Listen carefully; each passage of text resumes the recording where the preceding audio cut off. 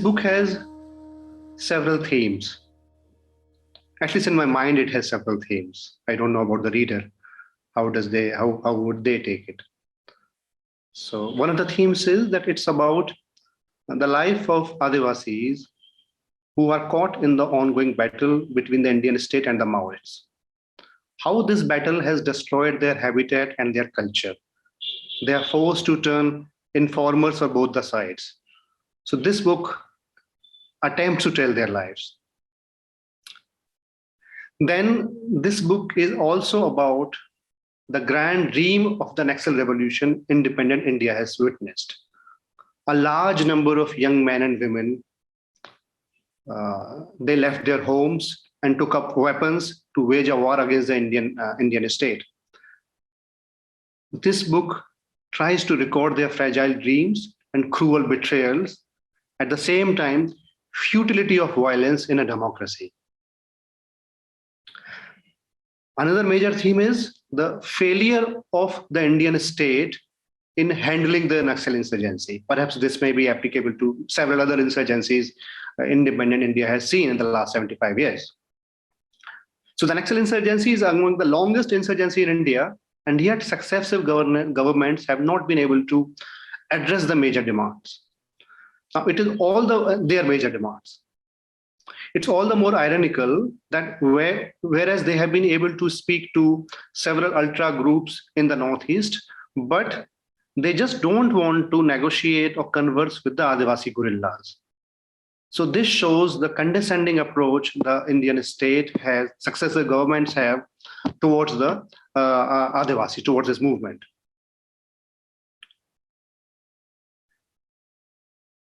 Then this book is also about the dilemmas and guilt of a modern urban Indian when he comes to face the treacherous battlefield. And then he comes to realize that perhaps he is also somewhat complicit in the entire affair. That is, if a large part of his country has become a bloodied battleground, as a citizen, he cannot perhaps absolve himself of his own responsibility.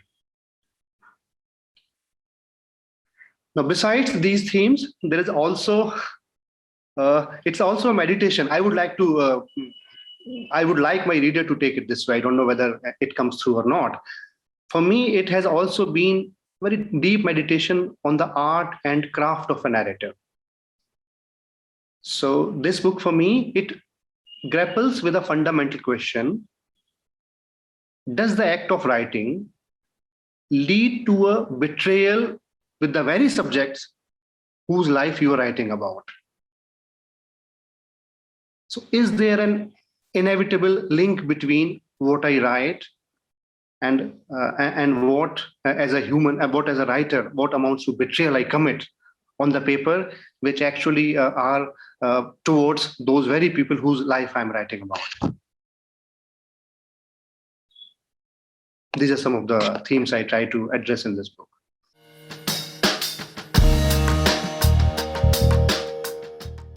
A significant part of contemporary urban India, the India which I come from, I believe does not introspect.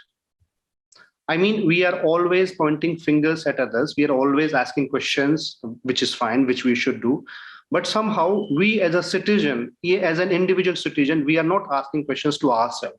Our sword, our pen, our finger is rarely inward. So as you asked the last question, it's about how an individual addresses the issue. So I believe that my book, this writing, it tries to unravel or underline or question this aspect of this texture of contemporary India, where we who believe ourselves to be educated urban intellectuals, writers, journalists, activists, we somehow do not question ourselves sufficiently enough.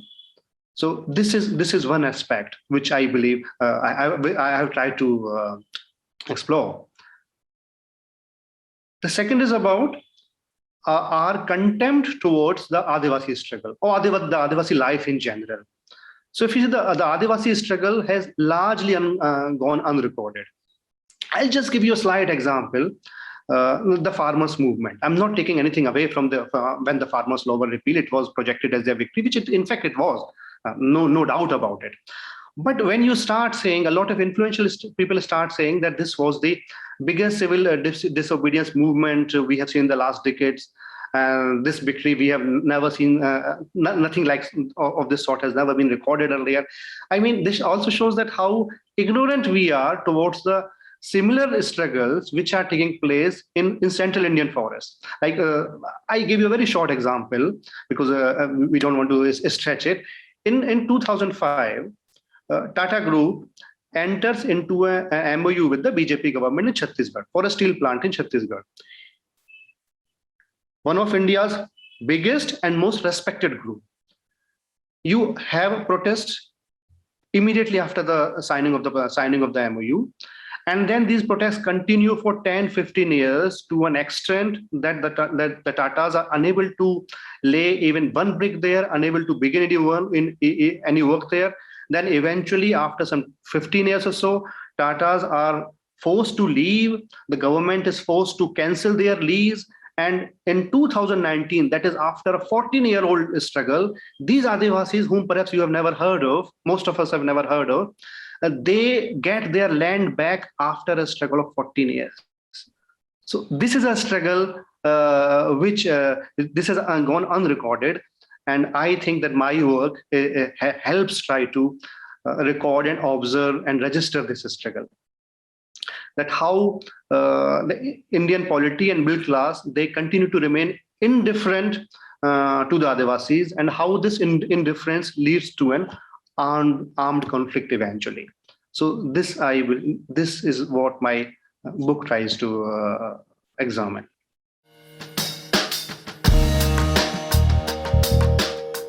I would like them to be more sensitive, more caring towards the Adivasi lives.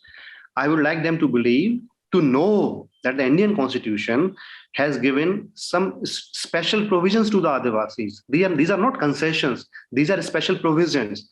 So we as citizens, we ought to protect and respect these provisions. We cannot go about dismissing their lives, number one. Number two, I would also like the Indian state and the middle class and my readers to invest their intellectual and scholarly energies into studying the various insurgencies India has been witnessing, not just the Naxal insurgency. The Indian state, like any other constitutional state, is duty-bound, constitutionally bound to end these insurgencies. No constitutional state can allow any armed organization or militancy operating in its territory. But at the same time, it's the duty of the state to realize that not all armed movements, not all insurgencies are separatist ones. And the people who are fighting these battles, they are our own citizens. We need to find a way to engage with them. There has to be a peaceful solution of this crisis. Insurgency, militancy, separatism, terrorism, these are different words. These have different connotations, both in law as well as in our policy behavior. So we cannot be using these terms frivolously. How can that be possible? Only if we invest our scholarly, intellectual, and legal energies into understanding these conflicts. Unfortunately, we have written very little about these conflicts. What are these conflicts? These are the wounds of our civilization. Of course, we have to end them, no doubt about it. But ultimately, they reflect some of our failures, our collective failures. So it's time I expect my reader to address these civilizational failures.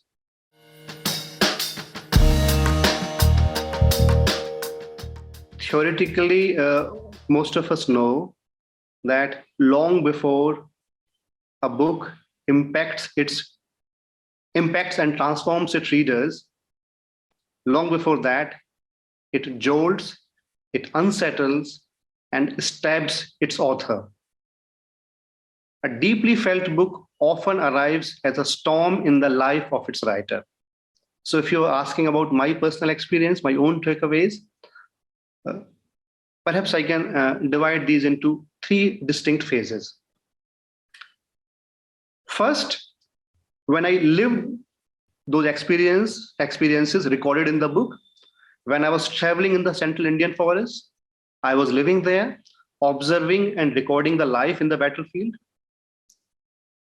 In this phase, I found my preferences and prejudices about the Adivasi life, about the human life, about police, about the Naxals, getting constantly contested and challenged.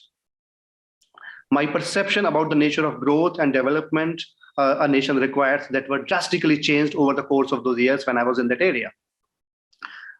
I realized that all development, all growth is meaningless, even unjust, if it is not participative, if it does not include the local residents.